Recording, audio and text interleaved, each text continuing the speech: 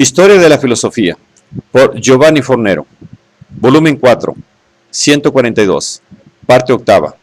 La filosofía contemporánea, tomo 2, capítulo 7, Marxismo, hermenéutica y epistemología, de Moltmann a Pannenberg, 1006, la teología de la liberación latinoamericana, liberación, praxis y verdad. La categoría dominante del nuevo proyecto teológico sudamericano, el de la liberación, es el correlato de la noción de dependencia y contiene una explícita referencia polémica a la ideología del desarrollo.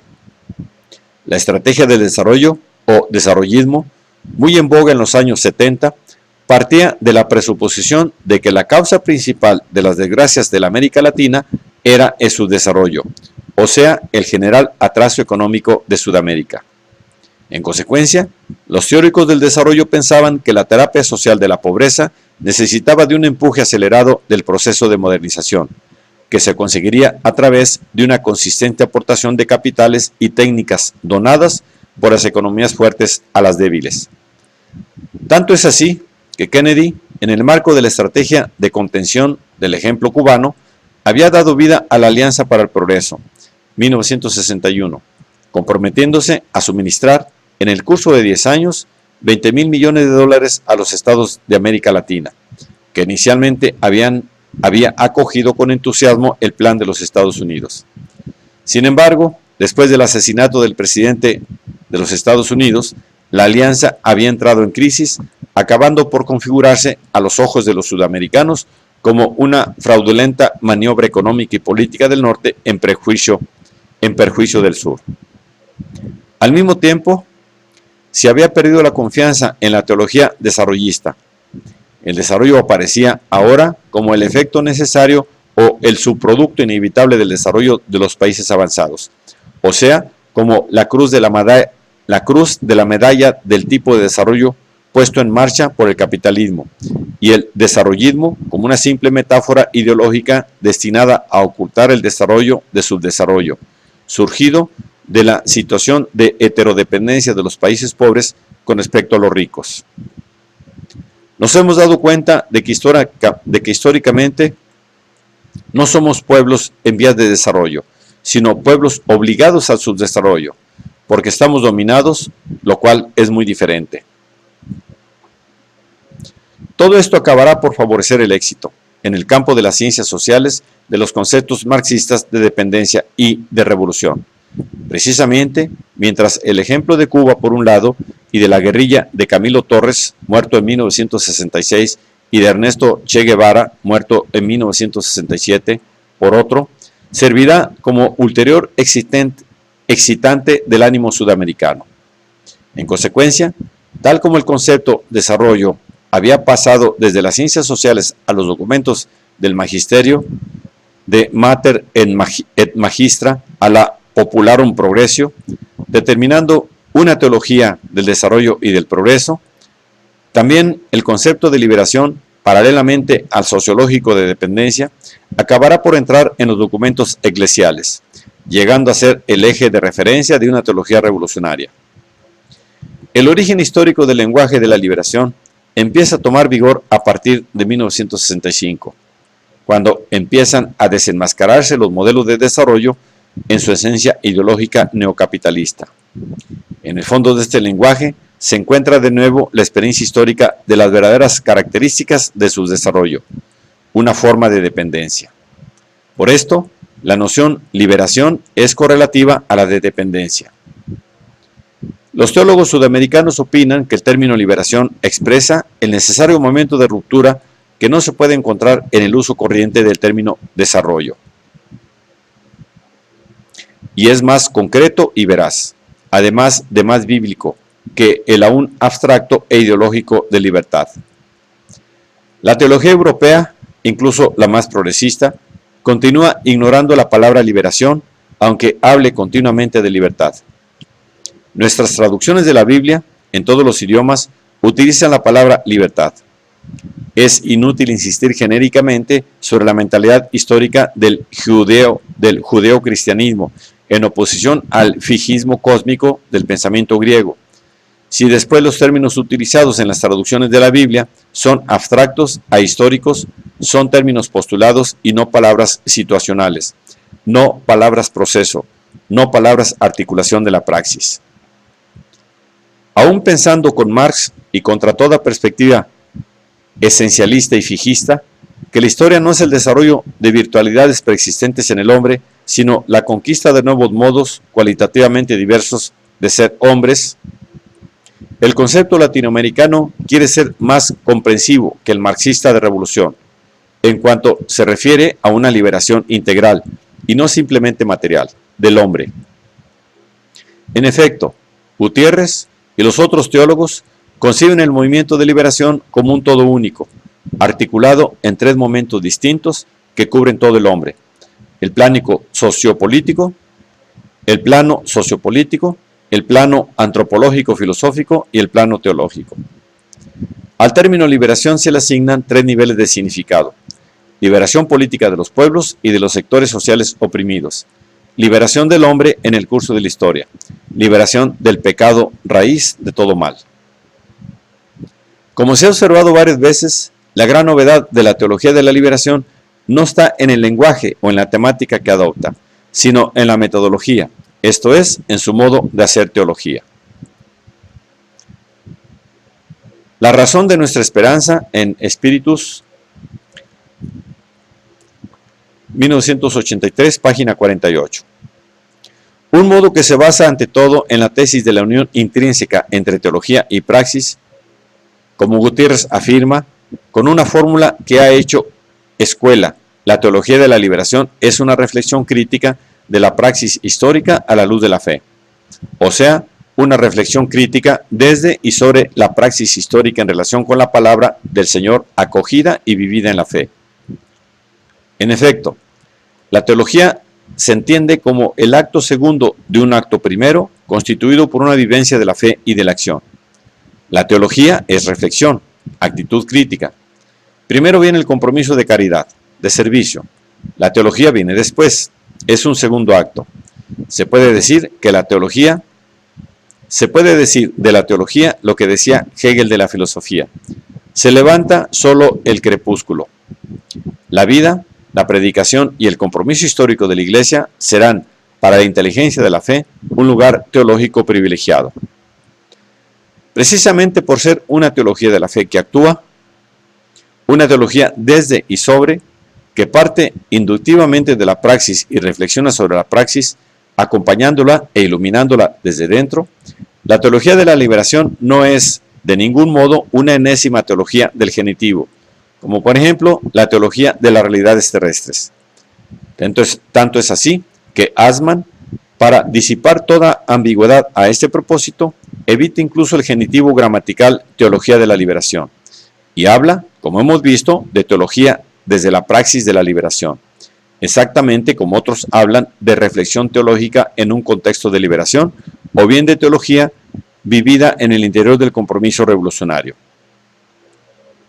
En síntesis, como escribe Eugenio Bernardini, la teología de la liberación no es una formulación de una teoría límpida y bien pensada, que desde fuera indica a la praxis de fe el camino correcto hacia el futuro.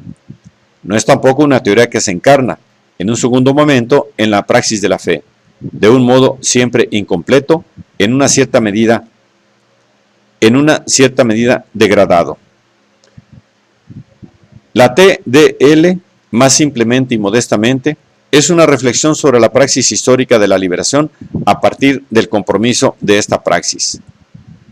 En consecuencia, a diferencia de la teología del pasado, que pretendía ser un discurso metatemporal y metasituacional, desconocedor de la presencia del círculo hermenéutico, la teología de la liberación aparece bien consciente de su propio enraizamiento histórico existencial y de la necesidad de leer la escritura y las fuentes de la tradición, no en abstracto, sino a partir de un contexto humano y social determinado. Una convicción que se traduce en una conciencia explícita de la politicidad ineludible de la reflexión sobre la fe. En efecto, precisamente para no engañarse y engañar a los demás, se exige que la teología tome conciencia de la imposibilidad de evadirse de su conexión con la praxis. Cuando lo intenta, quizá en nombre de una objetividad científica desideologizadora. De hecho, no lo consigue porque asume en la evasión una función ideológica despolitizada. Esta función es eminentemente política, eminentemente conectada con la praxis, pero en este caso, al servicio del status quo. Todo este discurso presupone un nuevo modo de concebir la relación verdad-praxis. Mientras que en la teología tradicional, declara Assmann, la verdad valía por sí misma y existía en sí, es una especie de reino propio, por lo cual no podía ser ni invalidada ni convalidada por las falsificaciones o por las verificaciones históricas. En la teología de la liberación, la fe se define verdadera solo cuando se hace verdad, es decir, cuando se manifiesta como históricamente eficaz para la liberación del hombre. En otros términos, puesto que la verdad no puede ser nunca definida a priori, independientemente de su verificación, se sigue, como escribe Gutiérrez, que la verdadera ortodoxia es la ortopraxia, y que el decir la verdad, en la medida en que no se apoya sobre hacer la verdad, se configura como una deshonesta gratificación sustitutiva cristianamente inaceptable. Obviamente, la praxis de la que la teología parte y con la cual verifica, hace auténtica la fe, no es una praxis cualquiera, sino, como bien sabemos, una praxis liberadora. Esto es, una praxis que mira a la emancipación de clases desahuciadas, razas marginadas, culturas despreciadas. Utilizando el estudio de Clodovis Boff, Teología y Práctica, 1978, Leonardo Boff ofrece el siguiente retrato de la nueva teología. La teología de la liberación quiere articular una lectura de la realidad a partir de los pobres e interesada en la liberación de los pobres. En función de esto, utiliza las ciencias del hombre y de la sociedad. Medita teológicamente y postula acciones pastorales que ayuden el camino de los pobres. Como se puede observar, aquí están evidenciados con toda claridad los 4 elementos que estructuran el discurso de la teología de la liberación. Una opción previa y 3 mediaciones. Por mediación se debe entender el complejo de medios, el instrumental, que la teología utiliza para alcanzar su fin. En primer lugar, la teología de la liberación implica una previa opción política, ética y evangélica, en favor de aquellos que están abajo.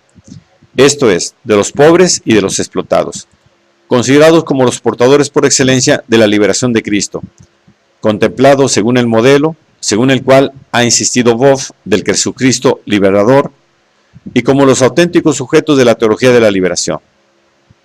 Gutiérrez habla en efecto de una teología vivida y pensada al revés de la historia, o sea, de una teología elaborada desde la óptica de los oprimidos y de los llamados anónimos de la historia. En segundo lugar, la teología de la liberación, y en esto reside una de sus mayores novedades metodológicas, utiliza una mediación socioanalítica. En efecto, mientras la teología tradicional había utilizado siempre el instrumental filosófico, la nueva teología intenta servirse de las ciencias sociales. La razón tiene, particularmente hoy, muchas otras manifestaciones además de la filosofía. Asimismo, hoy se empieza a tener una inteligencia de la fe siguiendo pistas inéditas, como las ciencias sociales, psicológicas y biológicas. Todo esto, aún presuponiendo una preeminencia explícita de la mediación socioanalítica, vista por lo general en clave marxista, no implica obviamente una exclusión prejudicial de la filosofía, en cuanto la nueva corriente presupone también, y no podría ser de otro modo, determinados esquemas generales de la naturaleza filosófica, sobre el hombre, la sociedad, la historia, etc. En tercer lugar, la teología de la liberación utiliza la mediación hermenéutica, o sea, la lectura y la interpretación de las escrituras en conformidad con la praxis y con la mediación socioanalítica. En cuanto lugar, la teología de la liberación comporta una mediación práctico-pastoral, en armonía con la posición socioanalítica y la hermenéutica escritural. Estos diversos tipos de mediación componen un cuadro articulado capaz de evitar según los teólogos sudamericanos, el peligro del reductivismo. En efecto, si se utiliza solo la mediación socioanalítica, se caería en el sociologismo. Si se utilizara solo la mediación hermenéutica, se caería en el teologismo. Si se utilizara solo la mediación práctico-pastoral, se caería en el pragmatismo pastoral. En particular, contra las acusaciones de sociologismo, Segundo Galilea escribe: acusar a los teólogos de la liberación de ser sociologistas es un poco acusar a Santo Tomás de ser filosofista. El peligro de caer en un sociologismo existe y es necesario evitarlo, pero no es mayor que el de los teólogos escolásticos de caer en un filosofismo.